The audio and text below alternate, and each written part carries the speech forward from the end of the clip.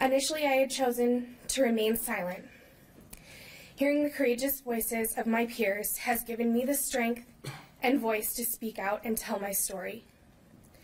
I met Larry Nassar in January 2002 when I was 15 and a sophomore at Okemos High School.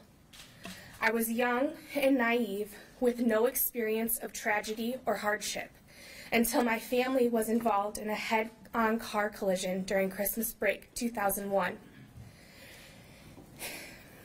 The car was instantly demolished, and they had to pry us out with the jaws of life. This accident caused my mother to be hospitalized and later placed in a rehab facility for several months.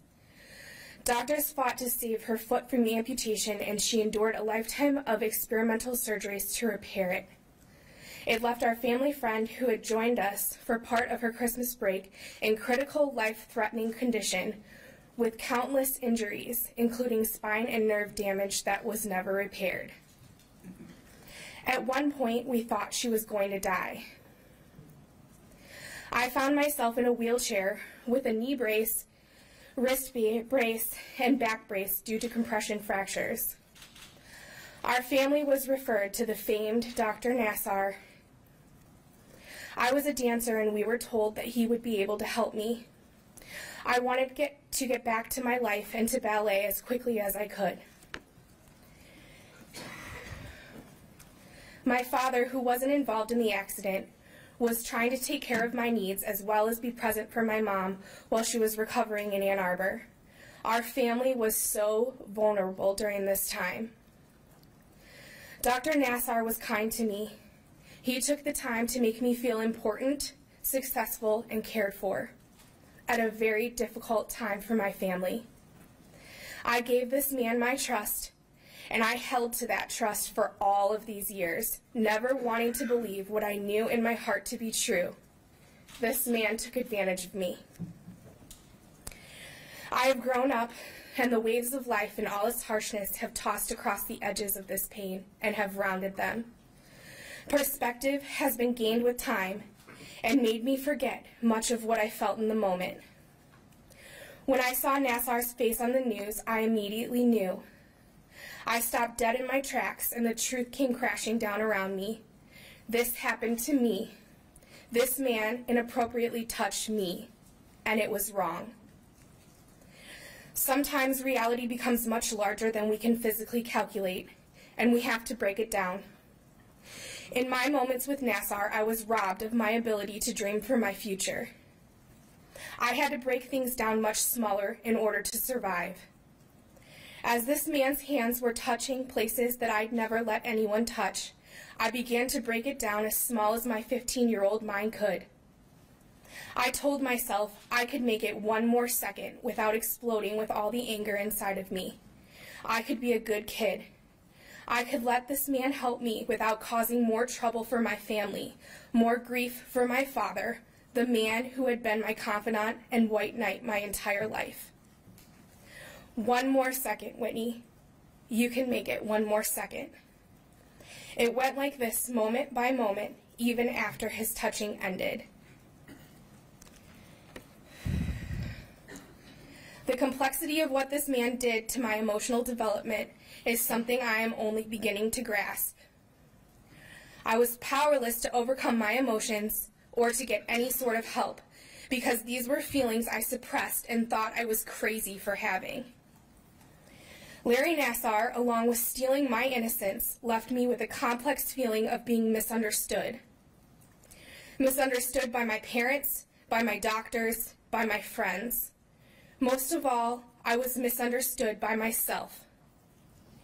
I felt like an alien inside my own body, very alone and so angry.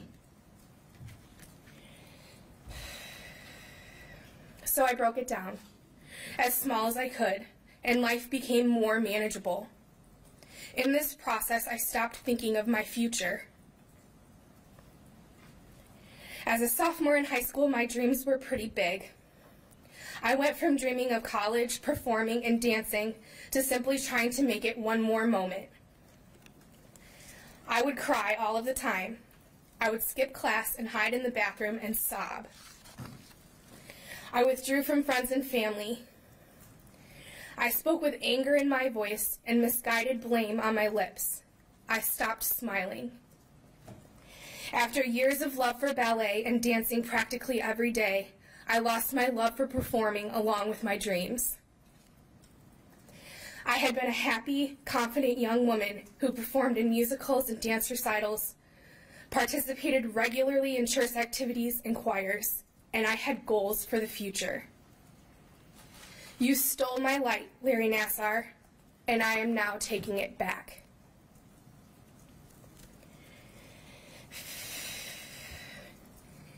Standing here now as a 31-year-old mother of my own happy, innocent girls, my eyes are finally open to the control you had over me for all of these years.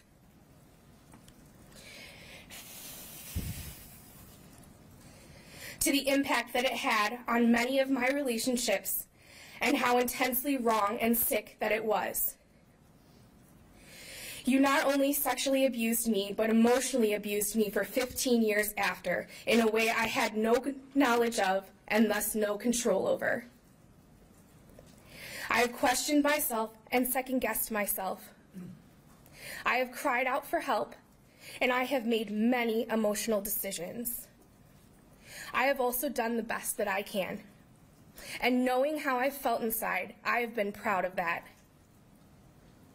I'm not proud of that anymore.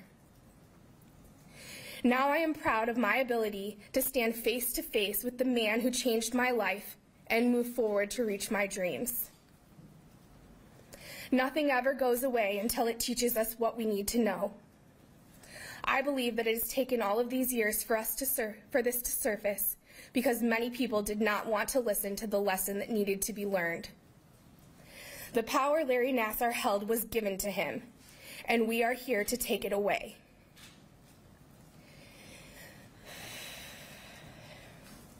To Larry Nassar and the others who hold responsibility for this, I simply have to say that the truth always comes out. Time is most powerful. With time, your victims have grown powerful too. I am more than ready to put this behind me and pray that the trials we have all faced will at least ensure that this does not happen in the future.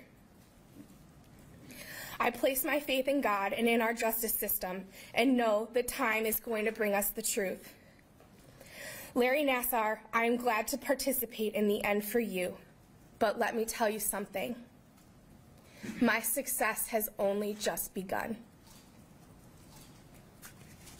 Thank you, ma'am.